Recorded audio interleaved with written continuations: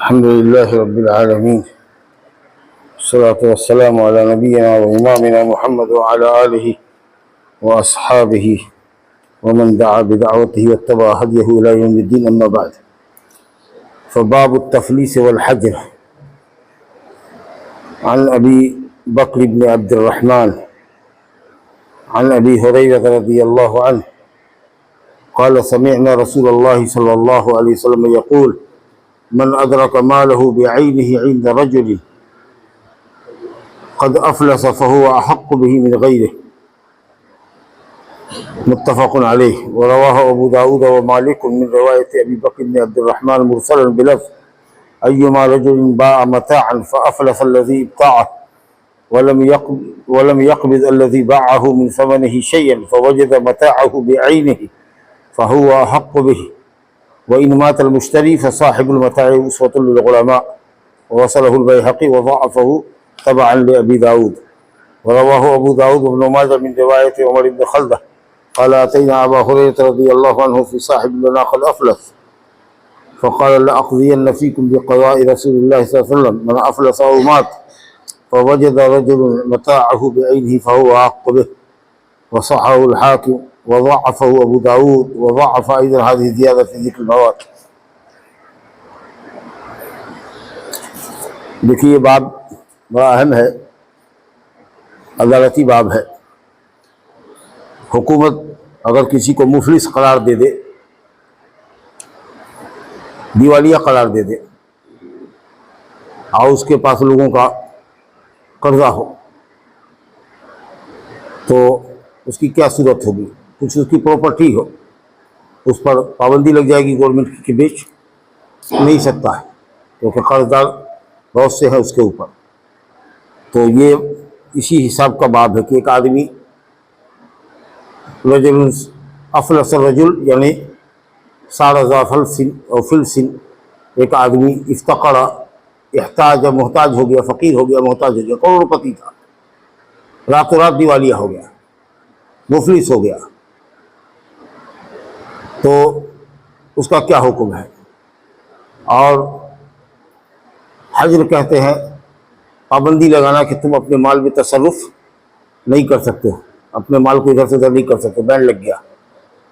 ये उस शख्स पर होता है जिसके पास कर्ज हो, माल कम हो, कर्ज ज़्यादा है, तो माल को तुम खर्च नहीं कर सकते, वो बैन लग जाएगा, बिक्री बट्टा नहीं हो जाएगा। जैसे देखिए ना, अभी कुछ लोग दिवालिया होकर के भागे हुए हैं, मुल्क का पैसा लेकर के भागे हुए हैं, तो गवर्नमेंट ने कंट्रोल कर लिया है तो वो जायदाद को अपनी बेच नहीं सकता। वक्त आएगा तो बैंक को वो बेच करके कर्ज चुकाया जाएगा। ये होता ही है सब जगह, ये जुडिशरी है, अदालती कानून है। तो मिसाल के तौर पर एक आदमी है जो मुफलिस कंगाल हो गया है और 10 दिन पहले हमने इसको अपनी कार बेची है, मिसाल के तौर पर, समझा कि नहीं, 1 लाख रुपए में कार बेची और ये 10 लाख रुपए का मकरूज है और दिवालिया हो गया, इसके पास कुछ है नहीं, आप समझा। तो मसला ये है कि मेरी कार इसके यहाँ महफूज है अभी, तो अगर कार में किसी तरह की कोई तब्दीली नहीं हुई है, जैसा बेचा था वैसे ही है, कुछ चढ़ा है लेकिन जू का तू है, तो अब 10 कर्जदार 1-1 लाख रुपए के पहुंच गए 10 लाख रुपए के। अब मेरी कार है, अब वो जू की तू है, बशर्ते कि मैंने 1 रुपया भी इससे लिया नहीं था, उधार ही थी वो। तो ऐसे मौके पर इस्लामी कानून ये कहता है, फैसला ये कहता है कि कार वाला अपना कार लेके चला जाए, क्योंकि हमारा माल है मौजूद। आप लोगों से जो कर्जा लिया है या कोई सामान लिया है, वो सामान खत्म हो गया या पैसा उसका खत्म हो गया, तो आप लोग इंतजार कीजिए क्या शक्ल बनेगी। भीख मांगेगा, चंदा करेगा, क्या करेगा, कहाँ से पैसा लाएगा, कर्जदारों को देगा, यह हो सकता है कि कर्जदार माफ कर दे। लेकिन जिसका सामान उस मुफलिस के पास हो, जो कल तक मालदार था आज मुफलिस हो गया, तो उसके पास अगर हमारा सामान है कोई जो हमने बेचा है और उसकी कोई कीमत नहीं दी है, 1 लाख में अगर ये 10,000 रुपया भी दे के हमको आया होता, 90,000 बाकी है, तब फिर उस कार पर हम कब्जा नहीं कर सकते। वो कार बिकेगी और जिसका जितना होगा उसके परसेंट के हिसाब से उसको दिया जाएगा। कम से कम 10 से 10,000 रुपया सबको मिलेगा ना। हाँ, लेकिन अगर माल बेचा था और माल जू का तू है, उसमें कोई तब्दीली, कोई तगय्युर, कोई तबद्दुल, कोई ज़ियादती, कोई कमी नहीं आई है, तो साहिबुल मता, जिसका सामान है, अहक्कु बिही, वो उस माल को लेके चला जाएगा, समझा। लेकिन अगर उसमें तब्दीली हो गई, या ये है कि हमने कुछ कीमत इसकी ले ली है, या ये है कि ये आदमी मर गया है मुफलिस होकर के, इसके बाल बच्चे हैं, तो ऐसी तीनों सूरत में वो माल उसवतुल लिल गुलामा, तमाम कर्जदारों के दरमियान बराबर से तकसीम है। बात समझ में आई कि नहीं आई? एक आदमी मुफलिस हो गया, दिवालिया हो गया, उसके पास किसी का बेचा हुआ सामान जू का तू रखा हुआ है, उसमें कोई तब्दीली नहीं हुई है, आदमी जिंदा है, तो साहिब सामान अपने सामान को ले जाएगा, दूसरे कर्जदारों को उसमें शिरकत नहीं करनी है, वो लेके चला जाएगा। एक आदमी का सच जाएगा, तुम लोग इंतजार करो। लेकिन अगर उस सामान में तब्दीली हो गई है, कुछ चेंजिंग हो गई, या ये है कि कुछ कीमत इसने पा लिया है, या ये है कि ये आदमी मर गया, इसके वारिसान मौजूद हैं, तो वारिसान कहेगा नहीं, जिसने लिया था वो तो मर गया, इसलिए आप उस सामान को ले जाने के हकदार नहीं है। वो सामान बिकेगा, जो भी उसके घर में सामान है वो बिकेगा। और मान लीजिए कि 10 लाख का कर्जा था, 5 लाख रुपए का बिका, तो 5 लाख रुपया सबको 50-50% करके दिया जाएगा कि इतना लीजिए, अब बाकी का भी मुतालबा मत कीजिए, दम धरिए, क्योंकि जो सामान था सबको बेच दिया, उसका वारिसान को भी कोई हक नहीं दिया, आप ही लोगों को हक दिया है। समझ रहे हैं आप? तो ये मसला मुफलिस का है। क्या शर्त लगी कि मुफलिस आदमी हो जाए, किसी का कोई सामान उस मुफलिस के पास जू का तू हो, शर्त याद रखिएगा, जू का तू हो, बेचने वाले ने कोई कीमत का कोई हिस्सा नहीं लिया है, और खरीदने वाला जो मुफलिस हो गया है वो जिंदा भी नहीं है, तो वो माल उसवतुल लिल गुलामा होगा।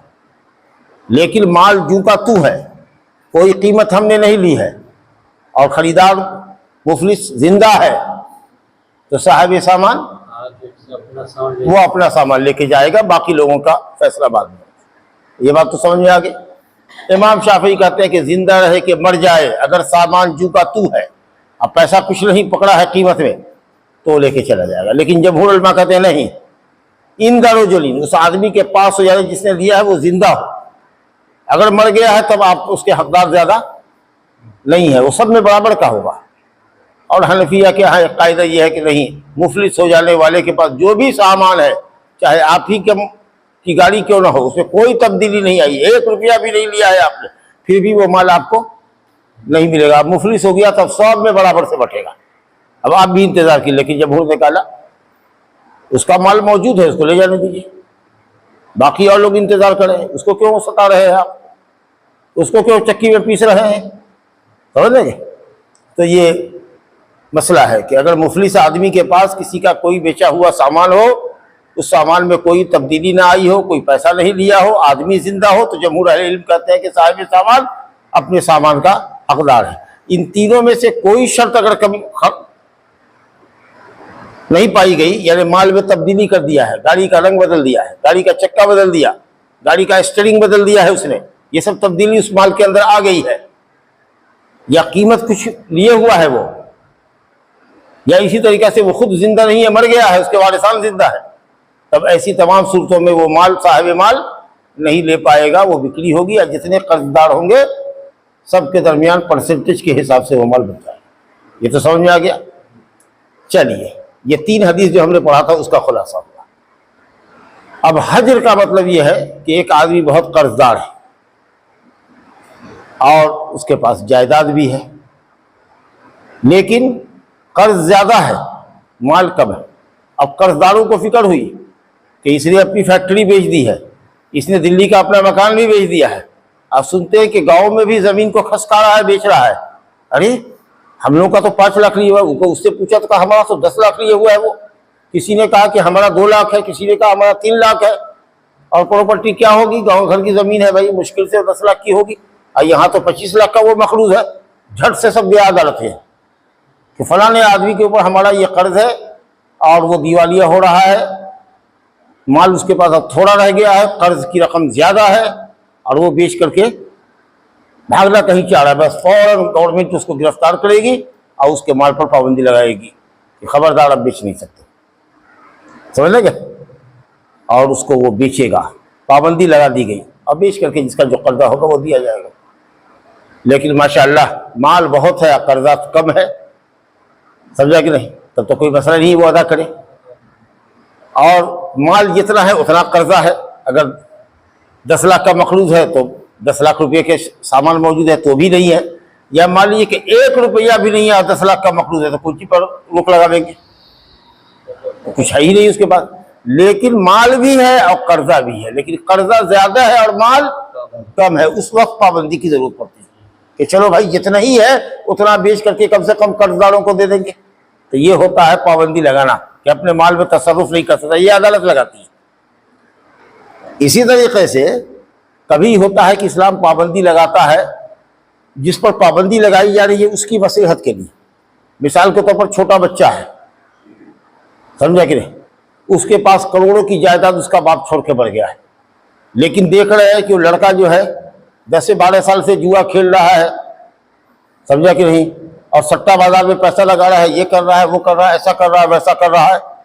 कोई 2 आदमी गांव का हमदर्द होकर के चला गया अदालत में, कहा कि देखिए इसका बाप मर गया, करोड़ों की जायदाद कोई छोकरा जो है वो बीड़ी सुट्टे के तरीके से उड़ा रहा है, बस गवर्नमेंट फौरन पाबंदी लगाएगी, खबरदार किसी को जिम्मेदार बनावेगी कि इसके कारोबार को देखो, इसकी जरूरत के मुताबिक खाना कपड़ा लत्ता दो, पढ़ रहा है तो पढ़ाई करो, इससे 1 पैसा ज्यादा नहीं देना है। क्यों? इसमें पाबंदी लगाने में किसका भला है?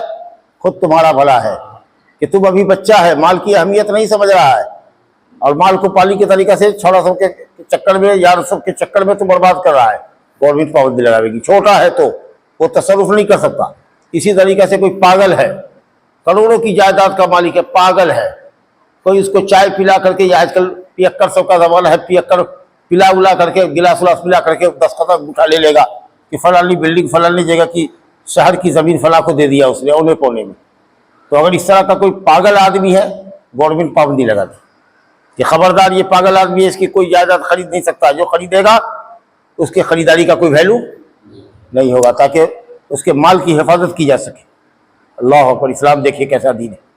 और इसी तरीके से बेवकूफ़ आदमी है, समझा कि नहीं, माल में तसर्रुफ सही नहीं कर सकता है या बालिग नहीं है तो बच्चे पर पाबंदी लगाई जाएगी। बेवकूफ़ आदमी है, माल में तसर्रुफ करने की सलाहियत नहीं है कि कैसे माल को खर्च किया जाता है, उसका अक्ल नहीं है, समझा कि नहीं। तो इस तरीके से गवर्नमेंट माल पर पाबंदी लगाएगी। ये हुकूमत को पूरा इख्तियार है माल की हिफाजत के लिए। तुम्हारे बाप ने इसलिए माल नहीं कमाया था कि तेरे अपने बाप का माल है, जैसे चाहेगा खर्च करेगा। इस्लाम कहता है कि माल माल है, समझा कि नहीं, माल रहेगा तो लोगों को फायदा होगा, ज़कात उसमें मिलेगी, तू उड़ा देगा उसको, तो पाबंदी लगेगी, समझा कि नहीं। तो ये मसला है हजर का, पाबंदी लगने का, समझा कि नहीं। देखिए दूसरी रवायत है, कर्ज अगर किसी का भी हो तो कर्ज को जल्दी अदा करने की कोशिश करनी चाहिए, खास करके जब आप अदायगी पर कादिर हों तब। एक हदीस है आगे आ रही है अमर बिन शुरैद की, वो अपने बाप से रवायत करते कि नबी सल्लल्लाहु अलैहि वसल्लम ने फरमाया लय्युल वाजिद युहिल्लु इर्दहु व उक़ूबतहु। लई माने टाल मटोल, वाजिद माने मालदार। एक शख्स मालदार है, कर्ज को अदा करने की सलाहियत है, लेकिन वो टाल मटोल कर रहा, दे नहीं रहा है लोगों का, समझा कि नहीं। जब नहीं दे रहा है तो ये उसका ये टाल मटोल करना, कर्ज की चुकाई पर कादिर होने के बावजूद कि वो कर्ज दे सकता है, मालदार है, लेकिन नहीं दे रहा है, टाला रहा है उसको, समझा कि नहीं, वो उसको बेइज्जती और रुसवा करने के लिए जायज़ कर रहा है। ये उसका अमल उसको बेइज्जती की राह उसके लिए खोल रहा है। आप उसको पकड़िए कहीं पर 10 आदमी के सामने, उसके गले में फंदा लगाइए और कहिए कि देखिए ये आदमी मेरा पैसा 1 लाख रुपया लेकर के भागता फिर रहा है, नजर नहीं आता है, यहाँ वहाँ सामान खरीदता फिरता है, नहीं मोटरसाइकिल महीना 2 महीना पर बदलता है, लेकिन मेरा कर्जा नहीं देता है। जब हम मांगते थे कहता पैसा कहाँ है, और सारी होशियारी करने के लिए इसके पास पैसा है। जब उसके 4 आदमी के सामने उसको बेइज्जत कीजिएगा तो उसको लाज होगी, शर्म होगी, पैसा देगा, समझा कि नहीं। या दूसरे लोग भी मोहतात हो जाएंगे कि आइंदा इस तरह के आदमी को कर्ज नहीं देना चाहिए, ये बहुत झेलाता है, बहुत दौड़ाता है आदमी को, समझा कि नहीं। तो कभी इसको टोपी पहनाता है, कभी उसको टोपी पहनाता है कि 1 दिन में दे देंगे, 2 दिन में दे देंगे, 1 महीना में दे देंगे। अब भागता फिर रहा है पैसा उसके पास, अदा करने की सलाहियत है, नहीं दे रहा है, तो इसको 10 आदमी के सामने एक्सपोज कीजिए कि ये आदमी इस तबीयत का है, समझा कि नहीं। या घसीटा घसीटी की ये बात के रखिए कि लाओ पैसा, 20 बार बच्चे को फोन करो, पैसा लेके आवेगा तो छोड़ेंगे, लेते नहीं छोड़ेंगे, समझ रहे क्या। हाँ, और अगर बदमाशी करे तो जाके अदालत में केस कर दीजिए, अदालत में मुकदमा दायर कर दीजिए, समझा कि नहीं। अदालत सजा देगी, कहेगी इसको जेल में मत करो, जब तक ये पैसा नहीं देगा उस वक्त तक इसको जेल में रखो और इसके सामान की बिक्री बट्टे पर पाबंदी लगा दो, ताकि इस तरीके से कर्ज वाले का कर्ज न डूबे। करता क्या है, मोहल्ले में गांव में एक आदमी 2 आदमी इस तरीके से होता है, कर्ज लेकर के कर्जदार को, कर्ज देने वाले को टहलाता फिरेगा, दूसरा बेचारा जो वाकई मोहताज है, जो लेगा और वादे पर दे देगा, लोग उसको नहीं दे रहे हैं, क्योंकि वो देख रहा है कि मुआशरे में 1-2 आदमी इस तरह के हैं जो बदमाशी करते। तो एक नफा जो मुतअद्दी है, दूसरे को फायदा मिलने वाला है, उसकी राह में ये आदमी रुकावट बन रहा है। एक आदमी की वजह से दूसरे मोहताजों को कोई कर्ज नहीं दे रहा है, समझा कि नहीं। तो सजा तो दे नहीं सकते हैं, कर्ज लिए हुआ है, 2-4 जूता बाड़िएगा, चला जाएगा थाने में कि हमको हमारी से, वहां से पुलिस आ जाएगी, उल्टे आप ही को पकड़ के ले जाएगी। तो जाइए उसके लिए थाने में जाइए, कोर्ट में जाइए, ताकि कोर्ट से उसको सजा मिले। लेकिन यह है कि 2 आदमी 4 आदमी के सामने उसको रुसवा करने में कोई हर्ज नहीं है, उसकी इज्जत की धज्जी उड़ाइए, जायज है आपके लिए, लेकिन माँ बहन मत कीजिए। उसकी माँ बहन ने क्या किया, बेटी ने क्या किया है, उसको कहिए कि कब्बख्त, देखो बदमाश, मक्कार, झूठा, पाजी, पैसा कर्जा लिए हुआ है, भागा फिर रहा है, नई नई चीजें खरीदता है, नई नई सामान, नया नया सामान लेता है, हमको पैसा नहीं देता है, ये बहुत छोटा किस्म का आदमी है, समझा कि नहीं। तो इस तरीके से उसको शर्मिंदगी होगी तो वो पैसा देगा, समझा कि नहीं। तो थोड़ी सी आबरू रेजी उसकी कीजिए, जरा बेइज्जत कीजिए लोगों के सामने, लेकिन सजा देने की जहां तक बात है तो सजा अदालत से उसको दिलवाइए, ताकि वो जेल में रहे और पैसा आपको मिल जाए। कानून को अपने हाथ में मत लीजिए। आगे देखिए, अबू सईद खुदरी रज़ी अल्लाह अन्हु की हदीस है, उसी पर अहद रसूलुल्लाह से समारी इब्ताह इला आखिर। एक आदमी ने नबी सल्लल्लाहु अलैहि वसल्लम के ज़माने में फल खरीदा था, लेकिन मुफलिस हो गया, वो कंगाल हो गया, बहुत घाटा लगा उसको और कसरत से कर्ज हो गया उसके ऊपर। बाग पूरा खजूर का ले लिया था, फल पकने के करीब हो तब ये लेना है, समझा कि नहीं। मान लीजिए कि हिसाब था उसका कि साहब कुंटल जो बिकेगा वो 1 लाख रुपए कुंटल बिकेगा, लेकिन सीधे दाम उसका आ गया 50,000 रुपये कुंटल, नहीं समझा। वो लंबा चौड़ा बागली हुआ था 50 लाख का। अब सीधे जो उसने बेचा तो 25 लाख रुपया, तो 20 लाख उसको आया, 30 लाख का वो मकरूज हो गया, समझा कि नहीं। और लोगों से कर्ज लिए हुआ है। तब ऐसी सूरत में नबी सल्लल्लाहु अलैहि वसल्लम ने लोगों से सिफारिश कर दी, अगर कोई आदमी साहिब इज्जत हो, साहिब जा हो, और उसके कहने से लोग उस पर सदका करें, कहा कि भाई इस पर सदका करो तुम, क्योंकि ये मुफलिस हो गया है, लोगों का कर्जा इसको चुकाना है, 30 लाख रुपया इसके ऊपर कर्ज है। तो लोगों ने उसको चंदा दिया, सदका दिया सवाब के लिए, समझा। और तब उसके पास इतना पैसा आया कि जितना वो सबको दे सके। लेकिन चलिए 25 लाख था, हमने चंदे की अपील की, 10 लाख और आया, 35 लाख आया, अभी 15 लाख और चाहिए उसको। तो जितना है उतना ले लो भाई, अभी मुतालबा मत करो, फिर कभी दूसरे मौके पर चंदा मांगेगा तब देंगे। लेकिन कर्जदार का कर्ज अदा करना है। और खुदा न खास्ता अगर इस बीच में इसकी मौत हो गई तब कहाँ से आवेगा, तब अल्लाह क्या पाओगे, अब कौन देगा, तुम मर गया ना, समझा। लेकिन उसकी नीयत थी कि हम इसका अदा करेंगे, जैसे भी होगा अदा करेंगे, तो अल्लाह ताला क़यामत के दिन अदा कर देगा, समझ लेगा। तो अगर कोई कहे कि ऐसा क्यों हुआ, फल में क्यों नुकसान हुआ, कहिएगा हो सकता है कि दाम नीचे आ गया हो, जिस भाव पे लिया था वो दाम नीचे आ गया। 25 लाख का चमड़ा लिया था, जाकर के 10 लाख में बेच दिया, समझा। फल तोड़ा था लेकिन खुला रह गया, रात में 100 बारिश आई कि उसका सब फल टूटा हुआ खराब हो गया। अब वो जो 10 रियाल किलो बिकता, वो 1 रियाल किलो भी लेने के लिए कोई तैयार नहीं है। तो ये सब तो गलती आपकी है। इससे ये थोड़े लाजिम आता कि टिकोला खरीदा था छोटा छोटा, अभी फल में पुख्तगी नहीं आई थी, खरीदा था, वो तो हराम है। तो नबी सल्लल्लाहु अलैहि वसल्लम के ज़माने में उसने फल खरीदा और फिर वो मुफलिस हो गया और बहुत ज़्यादा मकरूज हो गया। इसका मतलब ये है कि दाम या तो गिर गया होगा या सामान उसका खराब हो गया होगा, जिसका मार्केट वैल्यू बहुत गिर गया होगा। तो ऐसी सूरत में अगर आदमी मुफलिस हो जाए, कर्जदार हो जाए, तो जितना पैसा है उतना, और जितना बाकी मादा माल है अहले खैर से चंदे की अपील करवा करके उतना वो चंदा ले जा करके कर्जदार का कर्ज अदा करते। माशाअल्लाह।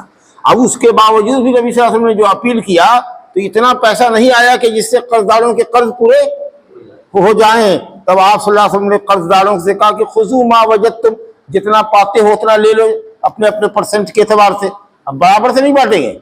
आपका 5 लाख है, इसका 1 लाख है, तो इसको 1 लाख के परसेंट से देंगे, आपको 5 लाख के परसेंट से देंगे। उसका 10 लाख है तो उसके हिसाब से वो माल देंगे। सबको बराबर कैसे करेंगे? तो कहा कि जितना पाते हो उतना ले लो, वलैसा लकुम इल्ला ज़ालिका, लेकिन अब इसके बाद तुम्हारे लिए कोई हिस्सा नहीं है। कोई हिस्सा नहीं का मतलब कि अभी मुतालबा नहीं कर सकते क्योंकि है नहीं कुछ। ये नहीं है कि तुम्हारा कर्जा हम साकित कर रहे हैं। नबी सल्लल्लाहु अलैहि वसल्लम काहे साकित करेंगे?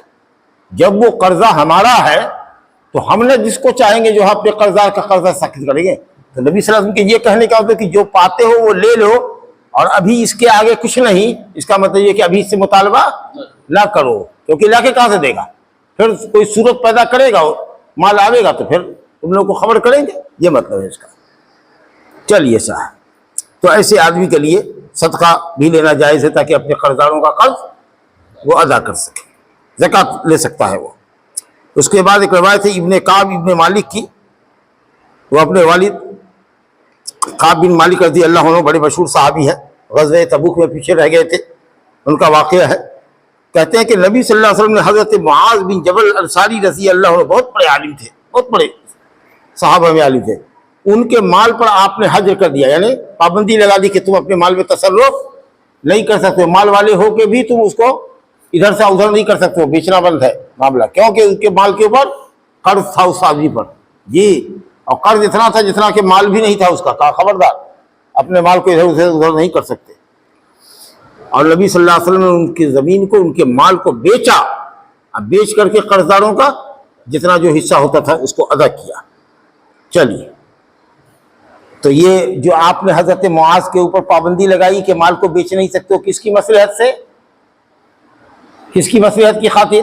कर्जदारों की मसलहत की खातिर, कि बेच करके तुम अपनी जात पे खर्चा कर दोगे, कर्जदार से मुंह देखता रहेगा, खबरदार अब नहीं, अब तुम अपना माल नहीं बेच सकते। अब देखिए, खुद जिस पर पाबंदी लगाई जा रही है उसकी मसलहत की खातिर कहा ना आपको कि नाबालिग बच्चा है, माल उड़ा रहा है, पागल है, माल उड़ा रहा है, जो चाह रहा है लिखवा रहा है उससे, तो ये सब तसर्रुफ नहीं होता है। कोई जमीन बेचने का मालिक नहीं होता है जब तक कि 18 बरस का ना हो।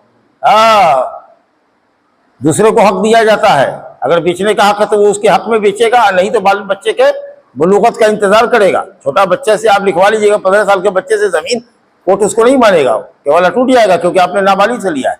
अगर साबित हो जाएगा कि किसी दीवाने और मजनू को आपने ठग लिया है, फायदा उठा लिया उसकी दीवानगी से, तो आपका वो केवल टूट जाएगा, समझे कि नहीं? या मान लो कि हाफ माइंड आदमी है तो भी वो माल आपका खत्म हो जाएगा। इसलिए इस्लाम भी यही कहता है।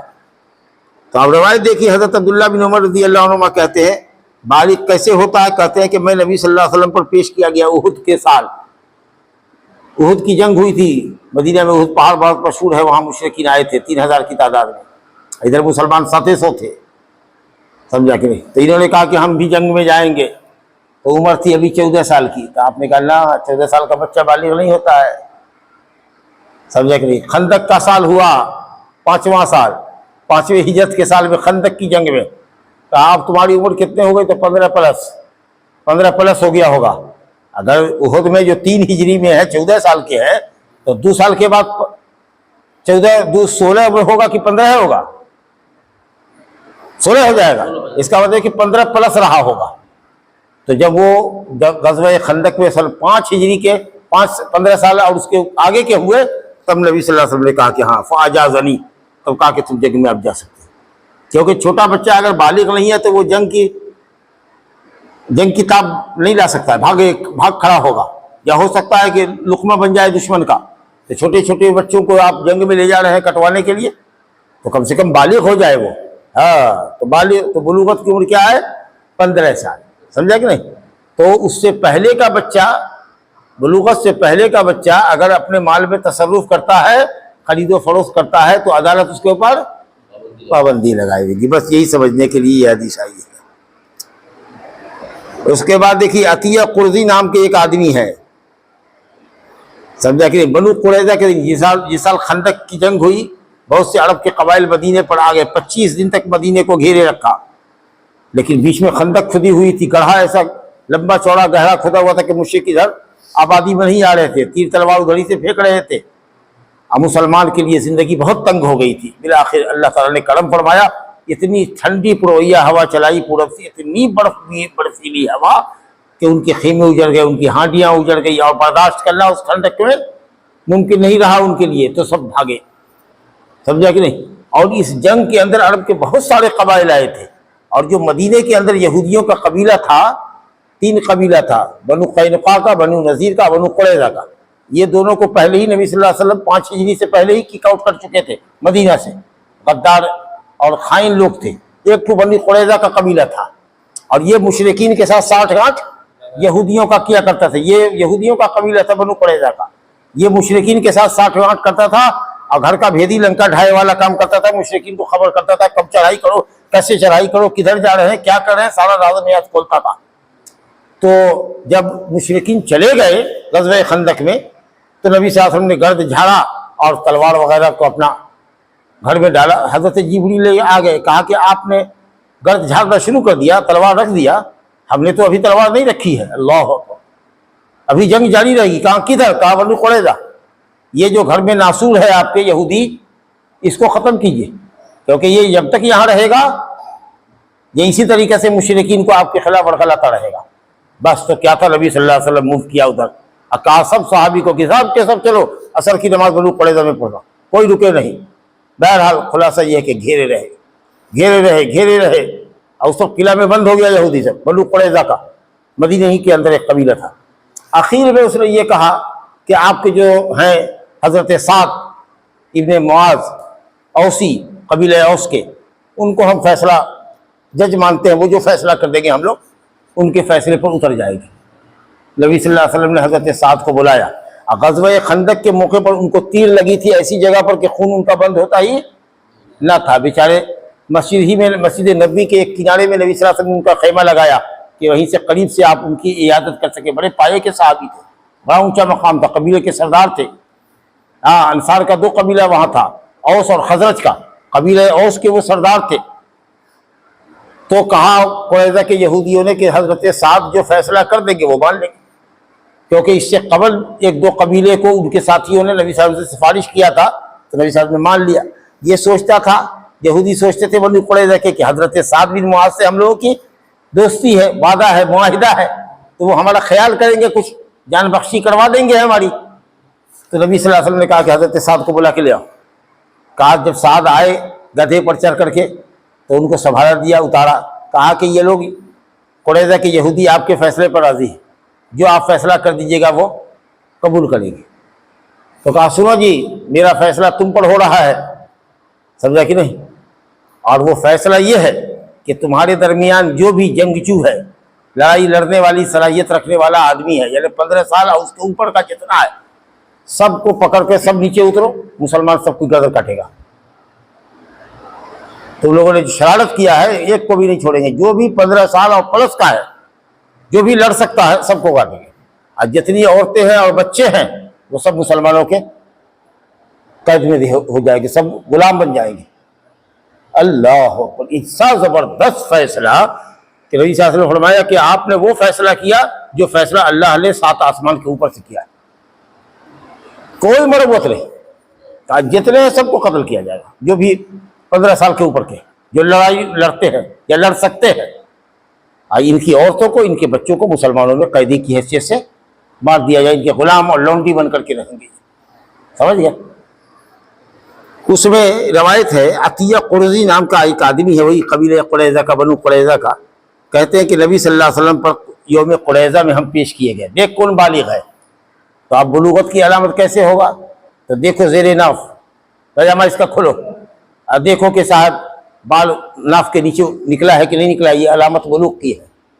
तो जितना भर खोला जाए कि जिससे पता चल जाए कि उसको बाल आ गया है नाफ के नीचे, उतना ही खोलो, पूरी शर्म का खोलने की ज़रूरत नहीं है। तो बच गया बेचारा ये अतिया। तो इसके हमको अभी बाल उगा ही नहीं था नीचे, शुक्र है कि हम लोग बच्चे बन करके साइड हो गए। आज जिसको भी बाल था या उम्र से लगता था दाढ़ी मोच आ गया है तो आइए बारी का सबको तहते करो। तो ये खुश नसीबों में से ये था बंदा। अतिया कुरैज़ी कहते हैं कि जब नबी सल्लल्लाहु अलैहि वसल्लम पर हमको कुरैज़ा के दिन में पेश किया गया, फ़कान मन अम्बता कुतिला, जिसका ज़ेरे नाफ आ गया था उस सबको कत्ल कर दिया गया। वलम यम्बुत, और मेरा बाल नहीं आया था तो मुझको छोड़ दिया गया, समझा कि नहीं। फ़कुन तो मिम्मन लम यम्बुत, जिसका बाल नहीं हुआ था उसमें से मैं एक था, तो मुझको कत्ल नहीं किया गया। अब किसी मुसलमान के हवाले वो गुलाम हो गया, बाद में अल्लाह ने उस पर एहसान किया कि वो आदमी मुसलमान हो गया। मुसलमान हो गया तो उसके मालिक ने उसको आज़ाद कर दिया। आप समझ रहे हैं। तो इस तरीके से अल्लाह पाक ने उस पर एहसान किया। बाकी जितने बनु कुरैज़ा के थे सब मारे गए। क्या मतलब है इस हदीस का कि जब तक बुलूगत की अलामत जाहिर ना हो उस वक्त तक बच्चा बच्चा रहता है और वो माल में तसर्रुफ नहीं करेगा, उसके ऊपर गवर्नमेंट पाबंदी लगाएगी माल के ऊपर खर्च करने पर। ये है असल बाब की मुताबिकत। और उसके बाद अमर बिन शुऐब रज़ी अल्लाहु अन्हु अपने दादा अब्दुल्लाह बिन अमर बिन आस से रवायत करते कि रसूलुल्लाह ने फरमाया, ला यजूज़, ये हदीस को देखिएगा, ला यजूज़ु लिम्राअतिन अतिय्यतुन इल्ला बिइज़्नि ज़ौजिहा, ला यजूज़ु लिम्राअतिन अतिय्यतुन इल्ला बिइज़्नि ज़ौजिहा, व फ़ी लफ़्ज़िन ला यजूज़ु लिलमरअति अम्रुन फ़ी मालिहा इज़ा मलका ज़ौजुहा इस्मतहा, रवाहु अहमद व असहाबु सुनन इल्ला तिरमिज़ी व सहीहुल हदीस। अमर बिन शुऐब अपने बाप से और वो अपने दादा से रवायत करते हैं कि रसूलुल्लाह ने फरमाया, किसी औरत के लिए जायज़ नहीं है कोई अतिया करना, कोई सदका खैरात करना, कोई सदका खैरात करना किसी भी औरत के लिए जायज़ नहीं है, इल्ला बिइज़्नि ज़ौजिहा, मगर शौहर की इजाज़त से। समझा कि नहीं, शौहर की इजाज़त से। खास के आपका माल है, समझा कि नहीं, कमा करके गेहूं चावल आप लोग किसान लोग हैं दिए हुए हैं घर में, समझा कि नहीं, तो औरत आपके माल से किसी फ़कीर को कुछ भी भीख ना दे, कोई भी सदका खैरात ना करे 10-20 रुपया, मगर जब तक के शौहर की इजाज़त और रजामंदी ना हो। अब ये शौहर की इजाज़त और रजामंदी दो तरीक़े से होती है। तो वो खुल करके इजाज़त ले कि भाई फ़कीर मिस्किन आते रहते हैं, तो क्या मैं उसको 1 पाव आधा किलो तक चावल गेहूँ दे सकती हूँ, या पकी हुई रोटी अगर मांगे, भूखा आदमी हो तो 2 रोटी अब जो सरकार 2 सालन तरकारी बनी हुई हो उसमें से दे सकते हैं। मैंने कहा हाँ ठीक है। या ये है कि साहब एक भी साइल आया, मर्द घर में मौजूद है और उसने मर्द की जेब से ही 20 रुपया निकाला और ले जाकर के उस साइल के हाथ में दे दिया। शौहर देख रहा है, कुछ बोला नहीं, तो उसकी खामोशी इस बात की दलील है कि वो अपनी बीवी के इस तसर्रुफ को दुरुस्त कर रहा है, समझा। तो या तो शौहर की खामोशी, शौहर के सामने अगर वो खैरात करे, उसका शौहर खामोशी से देखे, तो ये दलालत है कि वो शौहर राजी है तो वो सदका करे, हैं, या नहीं तो सराहत से इजाज़त ले ले कि दे कि नहीं। और आप लोगों को भी चाहिए कि अपनी बीवी को ये इजाज़त दे दीजिए कि देखो भाई, अगर कोई भीख मांगने आता है तो भीख की जो रकम होती है 1 पाव आधा किलो तक दोगी, 5 किलो 10 किलो नहीं दे सकती हो जब तक कि मुझसे इजाज़त ना लो। और अगर कोई साइल आता है तो 5 रुपये से 10 रुपया तक दे सकती हो, लेकिन अगर 20 और 50 मांगे तो फिर मेरी इजाज़त ज़रूरी है, आप ये पाबंदी लगा दीजिए। लेकिन कुछ लोग होते हैं कि नहीं, भीख तक नहीं दे सकती है। और अगर सूखी रोटी भी बची हुई है अगर किसी को दे रही है तो बिगड़ेगा, लाठी लेके क्यों दिया, अरे कुछ खैरात कर रही है, तुमको तुम्हारे माल का सवाब मिलेगा, उस औरत को खैरात करने का सवाब मिलेगा, समझा कि नहीं। तो इस तरह की आदत मत इख्तियार करो, अपनी औरत को इजाज़त दे दिया करो, समझा कि नहीं। लेकिन समझते हो कि हो सकता है कि बड़ी दयालु है तो 1000-2000 दे देगी, नहीं, 10 से 20 रुपया। अगर उससे ज़्यादा का कोई साइल आता है, मस्जिद के लिए चाहिए बहन, अरे 10-20 रुपया से क्या होगा, कम से कम 1000 रुपया दी, कहीं नहीं वो तो मेरे मियाँ देंगे। तो आप उनसे मिलना हो तो आप शाम में आइए, 6 बजे वो यहाँ आते हैं ऑफिस से या ड्यूटी से या दुकान बंद करके, उनसे मिलिएगा। मुझको तो इख्तियार सिर्फ 20 रुपये तक देने का है, साफ खुल के कहते। और उस साइल को भी चाहिए कि बर्दाश्त करे, क्योंकि वो घर की मालकिन नहीं है, मालिक तो उसका शौहर है, ये तो अमानतदार है, घर की रियायत करने वाली, समझा कि नहीं। तो इस तरीके से कुछ नेकी अगर कमाती है तो ज़रा सा दयालु बनिए कि थोड़ा सा खाना पीना अगर 2-4 रोटी अगर दे देती है जिससे बाल बच्चा भूखा ना रहे, तो पकी हुई चीज़ कुछ दे दिया करो, या 2 मुट्ठी 4 मुट्ठी चावल दे दिया करो, या 10-5 रुपया किसी साइल फ़कीर को दे दिया करो, अल्लाह सवाब देगा, बरकत देगा माल में। लेकिन अगर किसी का शौहर, माफ़ कीजिएगा हम ये लफ्ज़ इस्तेमाल कर रहे हैं, कि हद दर्जा बखील कंजर हो और वो कहे कि नहीं 1 रोटी भी तुम नहीं दे सकती हो, और 1 इकन्नी भी, 1 रुपया भी नहीं दे सकती, 10 रुपया तो बहुत दूर की बात है, तो फिर उस औरत को साहिल से माफ़ी मांग लेनी चाहिए कि लिल्लाह मुझको माफ़ कीजिए, मेरे शौहर ने बिल्कुल मना किया हुआ है, माल उनका है, मैं नहीं दे सकती। समझा कि नहीं? हाँ। अब इसमें जो एक लफ्ज़ है वो ज़रा सा चुभता हुआ लफ्ज़ है। कहा एक लफ्ज़ में यह है कि किसी औरत के लिए जायज़ नहीं है कि वो अपने माल में भी कोई हुक्म चलावे। अल्लाह, अपना माल उसका है, मान लीजिए कि करोड़पति है, वो बाप मर गया, वहां से जायदाद से उसको 10 लाख रुपया मिला हुआ है, समझा कि? तो अपना माल उसका है और वो खर्च कर रही है, तो ये हदीस करे नहीं, तुम्हारा ही माल क्यों ना हो, लेकिन तुम मेरी बीवी हो, मैं तुम्हारी इस्मत का मालिक हूं, तुम्हारी इज्जत का मालिक हूं, लिहाजा तुम बगैर मेरी इजाजत के अपना माल भी खर्च नहीं कर सकती हो। तो हदीस करे यही है कि औरत को ये भी हक नहीं होगा। समझ में बात आई? हाँ, अगरचे वो तुम्हारा माल, लेकिन उलमा ने कहा कि नहीं, इसका जवाब देना पड़ेगा, क्योंकि हजरत आयशा रजी अल्लाह अन्हा के पास बरीरा लौंडी आई थी, कहा कि मैंने अपने मालिकों से आज़ादी की एक कीमत मुकर्रर की है, तो आप कुछ मेरा चंदे से मदद कीजिए। कहा कितने पर मामला किया? कहा 9 किया चांदी, 360 दिरहम, तकरीबन 1 किलो 80 ग्राम चांदी, इतना देंगे तब वो मुझको छोड़ेंगे, बेचेंगे। हजरत आयशा ने कहा कि ठीक है, मैं अपने माल से दे देती हूँ तुमको। नबी सल्लल्लाहु अलैहि वसल्लम से पूछे बगैर, बुखारी मुस्लिम की रवायत है, हजरत आयशा ने इतनी रकम 1 किलो से ज़ायद चांदी उस औरत को दिया, लौंडी को, बरीरा को, कहा जाके अपने मालिकान को दे दे, वो हमसे बेच देंगे और मैं तुमको अल्लाह के लिए आज़ाद कर दूंगी। आप समझ रहे हैं? कहाँ नबी से पूछा। और नबी सल्लल्लाहु अलैहि वसल्लम ईदैन के मौके पर खुतबा देते थे और औरतों को खिताब करते थे, औरतों, मैंने तुम्हारी अक्सरियत को जहन्नम में देखा है, तो तुम जहन्नम से बचने के लिए सदका और खैरात करो। तो औरतों के हाथ उनके हलक की तरफ जा रहे थे, इधर से जेवर निकाला, गर्दन से हार, गर्दन के तौक निकाला, हार निकाला, चेन निकाला, कान की तरफ गए, बाली निकाला, हाथ की तरफ गए, अंगूठी निकाली सोने की, और हजरत बिलाल के कपड़े में औरतों ने फेंकना शुरू किया। यहाँ तक कि फिर मदीना में आए, मस्जिद नबी में, और आपने फुकरा और मसाकीन के दरमियान उसको बांट दिया। तो समझ में क्या आया कि उलमा ने कहा कि ये उस औरत के लिए है कि हो तो करोड़ों की मालिक, लेकिन बेवकूफ़ औरत। माल किसको कितना देना चाहिए, नहीं देना चाहिए, कोई भी आदमी आवे झूठा ठगे, ठग करके हजारों लाखों रुपया उससे ले जाए, काले पाबंदी लगेगी। इसलिए इस बाब के अंदर लाए हैं, इस पर पाबंदी लगेगी। क्यों? इसलिए कि वो माल को खर्च करने में अक्लमंद नहीं है। समझ रहे हैं ना? या फिर ये कहिए कि ये हदीस मनसूख है, बेवकूफ़ औरत के लिए या मामूल कीजिए, या कहिए कि मनसूख है, क्योंकि इससे ज्यादा सही रवायत इस बाब में आई है कि जिसमें अक्लमंद औरतों ने अपने माल को बगैर शौहर के खर्च किया है। उन औरतों ने कभी अपने शौहर से नहीं पूछा था जिन्होंने कान की बालियां निकाल करके हज़रत बिलाल को दिया था।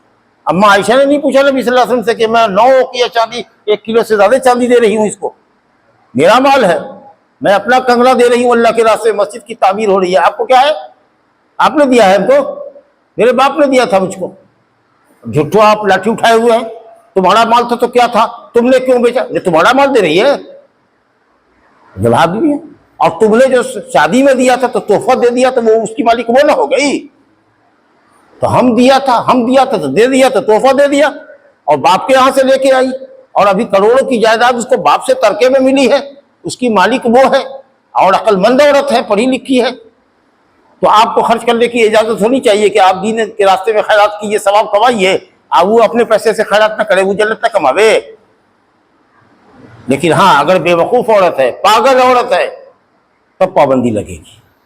लेकिन अगर आकिला है, रशीदा है, पढ़ी लिखी है, होशियार है, माल का वैल्यू समझती है, उसके बावजूद भी जरूरतमंदों को समझती है कि कहाँ वो माल जाए, तो वो दे सकती है। लेकिन अच्छा है कि शौहर को एतमाद में ले ले, उसको भी खबर कर दे कि एक साहिर आया था, मैंने कल बुलाया है उसको, और मैंने उसके कागजात देखे, माशाल्लाह बड़े बड़े उलमा की उसमें तस्दीक है, और आदमी सही जेनविन लग रहा है, और मस्जिद कहीं बढ़ नहीं है पैगम्बरपुर में, और उसको 10 लाख रुपए की जरूरत है, तो मैं ऐसा करती हूँ कि वो 10 लाख रुपए का खर्च मैं उठा लेती हूँ। क्या करूंगी इतना पैसा लेकर के? 10 करोड़ की जायदाद हमको मिली है बाप से, 1 करोड़ दे देते हैं, 10 लाख रुपया दे देते हैं। हाँ ठीक है, ठीक है, ठीक है, माशाअल्लाह, अच्छी बात है। तो ये जो इस हदीस में है कि किसी औरत के लिए अपने माल में भी इख्तियार नहीं है, इसलिए कि शौहर कहेगा कि मैं तुम्हारी इस्मत इज्जत का मुहाफिज हूँ, मालिक हूँ, लिहाजा मेरी इजाजत चलेगी, तो कहते हैं कि ये शायद शुरू में रहा हो तो रहा हो, बाद में मामला ख़त्म हो गया। औरतों ने, अक्लमंद औरतों ने अपने अपने माल बगैर शोहर की इजाज़त के दिए हैं, और शोहर को कोई हक नहीं है इसको रोकने का, क्योंकि वो अपना माल दे रही है। याद रखिएगा आप। आइए, भिखमंगी करना किन हालत में जायज़ है, लोगों से मांगना कब जायज़ है, हदीस को देखिए, और कैसे लोग मांगते फिर रहे लोगों को, वो भी देखिए। कबीसा इब्ने मुखारिक अल-हिलाली रज़ी अल्लाह अन्हु कहते हैं कि रसूलुल्लाह ने फरमाया कि सवाल करना किसी से, पैसे का सवाल करना जायज़ नहीं है मगर 3 आदमी के लिए, 3 में से कोई एक हो। बड़ी ज़बरदस्त हदीस है। रजुलुन तहम्मल हमालतन, एक ने पूरी कौम का बोझ ले लिया। मान लीजिए कि इस मोहल्ले वाले को उस मोहल्ले वाले से झगड़ा है, समझा कि नहीं, एकदम आर पार की जंग चल रही है, और कहे हुआ है वो मोहल्ला वाले के अगर चौराहे पर पुरवाड़ी मोहल्ले का कोई आएगा तो उसका टांग कर देंगे, और ऐसी खौफ दहशत की हालत है, समझा कि बीच में एक 2 आदमी पड़ा और सुलह करा दिया कि भाई किससे क्या मामला हुआ है कि पूरे मोहल्ले को तुम लपेटे में लिए हुए हो, अरे फलां ने हमारे आदमी को मारा है, पीटा है, ये किया है, वो किया है। अच्छा ठीक है, तो उसको कंपनसेशन दे देते हैं, उसकी पिटाई लगी है, उसका हड्डी टूटा है, तो उसमें क्या खर्च लगा है, ये है वो है, समझा कि नहीं, और जिसने मारा है वो सब गरीब मोहताज है। तो अब मैंने अपनी जेब से पैसा 1 लाख रुपया उस आदमी को दे दिया, अब मोहल्ले से समझौता करा दिया। ये जो खौफ दहशत की हालत थी मोहल्ले वालों की, इसको हमने ख़त्म कर दिया। और मेरी नीयत ये थी कि जब ज़कात की रकम आवेगी मेरे पास तो वो पैसा मैं ले लूँगा। तो अगर आम्मतुल मुस्लिमीन की भलाई के लिए, फ़ायदे के लिए, 2 कबीले में जो जंग जारी है उसको सुलह कराने के लिए अगर आपने कोई रकम अपनी तरफ से दे दिया है या अपने ज़िम्मे ले लिया है, और आप चाहते हैं कि वो रकम आपको मिल जाए, तो आप ज़कात की रकम से वो दिया हुआ कर्जा ले सकते हैं। इसी को कहते हैं गारिम वल गारिमीन, जो लोगों के फ़ायदे के लिए, मसलहत के लिए किसी का कर्जा अपने ज़िम्मे ले लिया, उसको अदा कर देते, उसको हक है कि वो ले ले। तो अगर आपने कुछ ऐसा काम किया है, आम्मतुल मुस्लिमीन की मसलहत के लिए कोई कर्ज उठाया है, तो आप मांगिए ज़कात की रकम और वो पैसा अपना ले लीजिए। उस आदमी के लिए सवाल करना जायज़ है।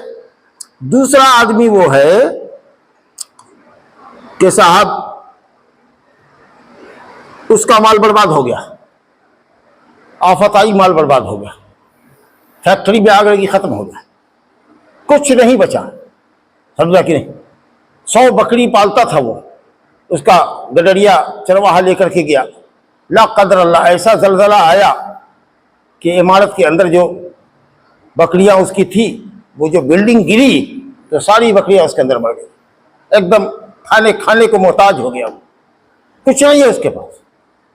तब उस आदमी के लिए ज़रूरी है कि अपनी ज़िंदगी गुजारने की हद तक जितना पैसा उसको दरकार है उतना वो लोगों से मांगे कि भाई कल तक तो हम खुद लाखों करोड़ों के मालिक थे, लेकिन ऐसा ऐसा हुआ है, और हमारे गांव वाले से पूछ लीजिए कि हम इस हादसे के शिकार हुए हैं कि नहीं, अब मेरे पास खाने पीने के लाले पड़े हुए।